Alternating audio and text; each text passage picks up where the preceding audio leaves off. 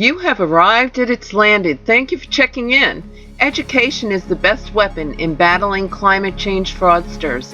Let's start by highlighting an article titled Global Warming Fabricated by NASA and Noaa by James DELINGPOLE and Kit Eastwood. Scientists at two of the world's leading climate centers, NASA and Noaa, have been caught out manipulating temperature data to overstate the extent of the 20th century global warming. The evidence of their tinkering can clearly be seen at Real Science, where blogger Stephen Goddard has posted a series of graphs which show climate change before and after the adjustments. When the raw data is used, there is little, if any, evidence of global warming and some evidence of global cooling.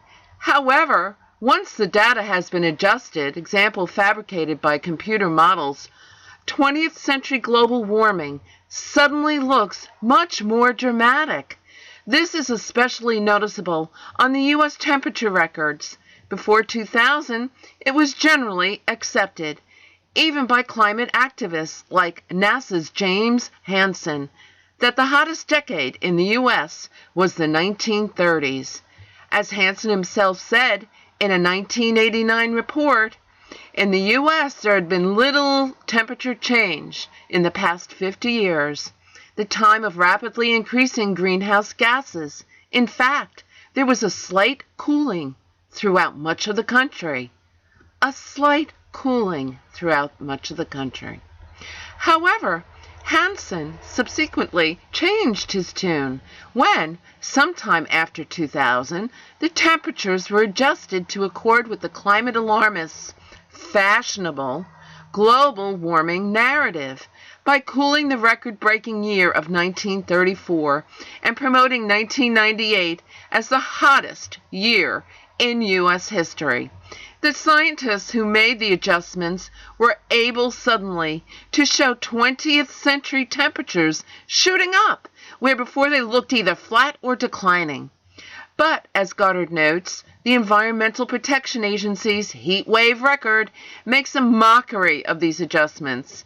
It quite clearly shows that the U.S. heat waves of the 1930s were of an order of magnitude greater than anything experienced at any other time during the century, far more severe than those in the 1980s or 1990s, which were no worse than those in the 1950s.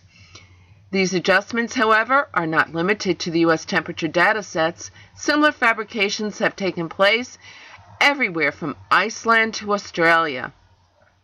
The fact that supposedly reputable scientists can make these dishonest adjustments and get away with it, notes longtime skeptic Christopher Booker, one of the more remarkable anomalies of the great climate change scam. When I first began examining the global warming scare, I found nothing more puzzling than the way officially approved scientists keep on being shown to have finagled their data, as in that ludicrous hockey stick graph, pretending to prove that the world has suddenly become much hotter than at any time in 1,000 years. Any theory needing to rely so consistently on fudging the evidence, I concluded must be looked on not as science at all, but as simply a rather alarming case study in the aberrations of group psychology. I totally agree. And PJTV did a phenomenal interview video that you can view. The link is provided below. Have a great day.